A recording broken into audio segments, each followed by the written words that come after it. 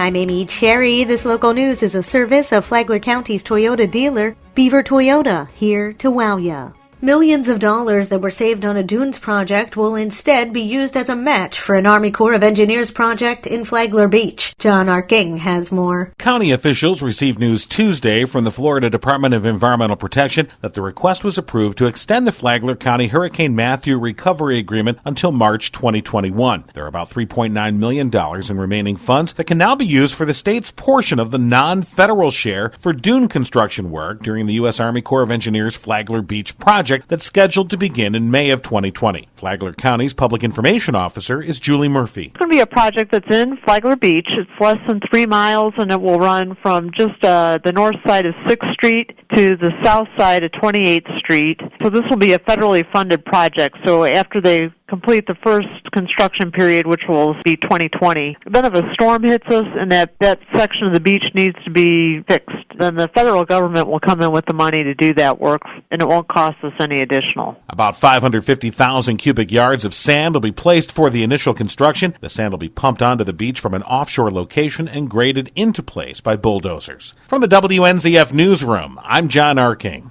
This portion of Flagler's Morning News brought to you by the Daytona Beach International Airport, Delta Airlines nonstop to Atlanta, and now nonstop service to New York City via American Airlines. At least 5 department heads within Palm Coast City government have apparently been forced out. The employees' departures have been called resignations, but they're getting severance pay, symbolizing the agreements may be something different. They come as the city's new manager, Matthew Morton, made his priorities clear. They include a 60-day report that focuses on accountability among staff and more public access to managers. To accomplish that, staffers are required to wear name tags. Among the departures this month, Parks and Rec Director Alex Boyer, IT Director Chuck Buckhart, HR Director Wendy Cullen, Communications and Marketing Manager Cindy Lane, and Public Works Manager Renee Shevlin. Morton called the turnover expected. He's already named Donald Cooley as Chief Innovation Officer. IT Analyst Doug Akins will move up to the top spot, while Jason Girallo will take over Communications and Marketing. Debbie Streichbier was designated as the new HR Director, and Recreation Specialist Lauren Johnson is the interim Parks and Rec Director. Morton still needs to name a Director of Public Works and a Community Development Officer.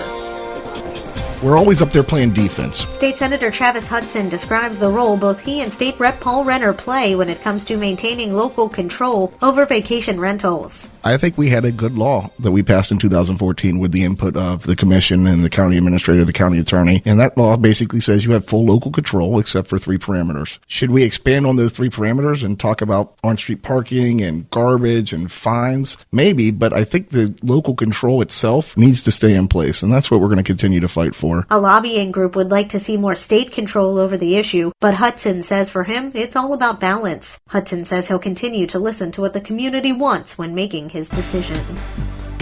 What will you do on this Veterans Day? On November 11th, you could join others at the Flagler Auditorium for a special commemoration. The Air Force Jazz Band on Veterans Day, November the 11th. Executive Director Amy Fulmer said the hope is to bring all veterans together to honor and salute them. She said the event is just part of a season at the auditorium that includes at least 25 professional acts. You can listen to the full interview on the Free for All Friday podcast, available on the Flagler Radio app.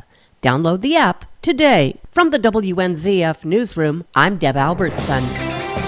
There's a party going on and you're invited, Tony Magoo explains. Palm Coast has combined its patriotic ceremony with the fireworks display to offer one huge celebration on Wednesday, July 3rd at Central Park in Town Center on Central Avenue. Everything is free, including the parking. Starting at 5, Lake Avenue and Central Park will be closed off for the fireworks team. Make plans to arrive early as the fun starts at 6 p.m. with music, face painting, trackless train, and games. And new this year is the patriotic ceremony at 7 p.m. In the past, this was held on the morning of July 4th, but it's been moved to the evening of the fireworks in the park party so everyone can enjoy both events at the same location. While food and drinks will be available for purchase from various food trucks, coolers and pop-up tents are also allowed. Chairs can be set up around the lake. Please leave your fireworks at home. And remember to leave no trace at fireworks in the park. For Flagler's Morning News, I'm Tony Magoo. And now you're up to date on Flagler's Morning News. I'm Amy Cherry.